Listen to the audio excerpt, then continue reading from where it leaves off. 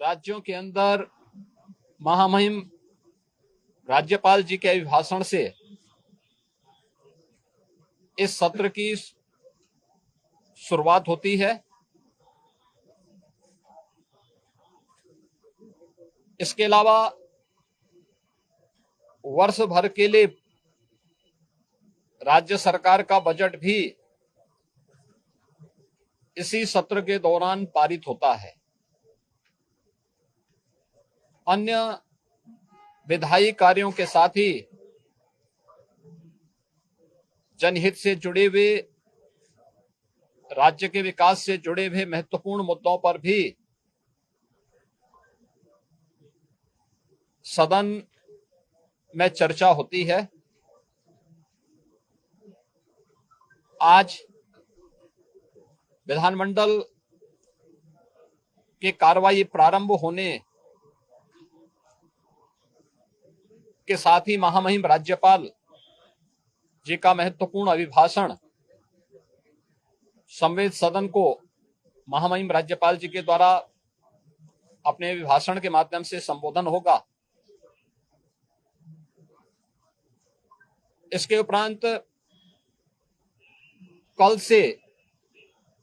महामहिम राज्यपाल के भाषण पर सदन में चर्चा भी होगी। 20 फरवरी को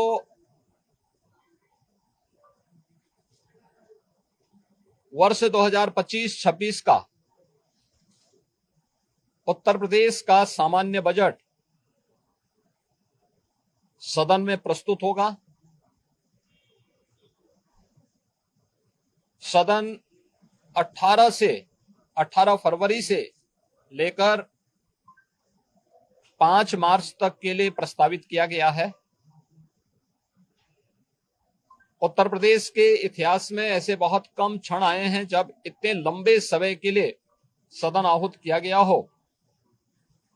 लेकिन सदन की कार्रवाई सुचारू रूप से संपन्न हो, यह केवल सत्ता पक्ष का ही दायित्व नहीं होता है, बल्कि विपक्ष का भी उतना ही महत्वपूर्ण दायित्व बनता है।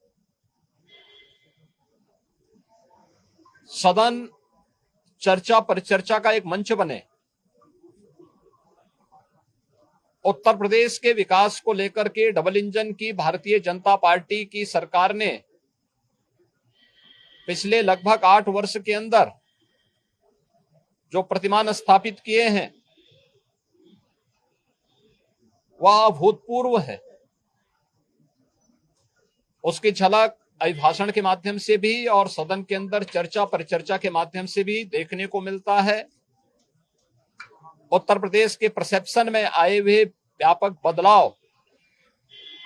देश और दुनिया के द्वारा उत्तर प्रदेश को आकर्षण का केंद्र मानते हुए जो वर्तमान में स्थितियां दिखती हैं, स्वाभाविक रूप से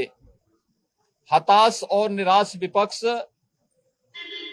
इन मुद्दों पे चर्चा करने से भागने का प्रयास करता है, सदन की कार्रवाई में बाधा पैदा करने का प्रयास करता है। विपक्ष अगर सार्थक चर्चा को आगे बढ़ाने में मदद करेगी तो मेरा अनुमान है कि यह एक बहुत अच्छा सत्र, बजट सत्र हो सकता है, जिसमें अगले 5 मार्च तक चलने वाली सदन की कार्रवाई को न केवल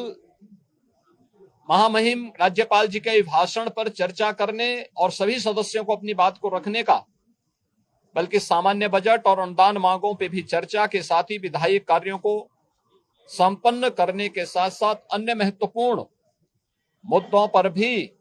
जनहित से जुड़े हुए महत्वपूर्ण मुद्दों पर भी प्रभावी चर्चा का एक मंच सदन बन सकता है और माननीय सदस्यों को अपनी बात को प्रभावी ढंग से रखने का एक अवसर भी प्राप्त होगा। हम उम्मीद करते हैं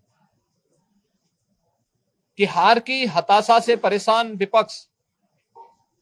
अपनी इस खुन्नस को सदन पर नहीं उतारेगा। सदन की कार्रवाई को सुचारू रूप से संचालन करने में एक सकारात्मक योगदान की हम अपेक्षा करते हैं और मैं सरकार की तरफ से आश्वस्त करता हूं कि जिस भी मुद्दे पर, यद्यपि अभिभाषण और बजट अपने आप में समग्रता को लेकर के दो महत्वपूर्ण मुद्दे होते हैं जिनमें विपक्ष ही नहीं बल्कि सदन का हर सदस्य अपनी बात को प्रभावी ढंग से रख सकता है, लेकिन इसके इतर भी अगर किसी मुद्दे पर विपक्ष चर्चा करना चाहेगा, सरकार उसका तथ्यात्मक जवाब देने के लिए पूरी तौर पर तैयार है। लेकिन हम चाहते हैं कि एक सार्थक चर्चा का मंच सदन बनने चाहिए। आरोप प्रत्यारोप या फिर असंसदीय आचरण से इस समस्या का समाधान नहीं हो सकता है और मैं उम्मीद करता हूं कि महामहिम राज्यपाल के भाषण से उस सुदृढ़ और मर्यादित संसदीय आचरण की शुरुआत हम लोग विपक्ष के अंदर देखने का प्रयास करेंगे। उम्मीद करते हैं कि इस प्रकार का आचरण सभी माननीय सदस्यगण और खासतौर पर विपक्षी सदस्यगण सदन में दिखाएंगे, जिससे लोकतांत्रिक मूल्यों के प्रति आम जन की आस्था को और सुदृढ़ करने में मदद मिलेगी। मैं एक बार फिर से बजट सत्र के शुभारंभ के अवसर पर आज उत्तर प्रदेश विधानमंडल के जो कार्रवाई प्रारंभ होने जा रही है कुछ ही देर में, इसमें भाग लेने के लिए आए हुए सभी माननीय सदस्यों का हृदय से स्वागत करता हूं।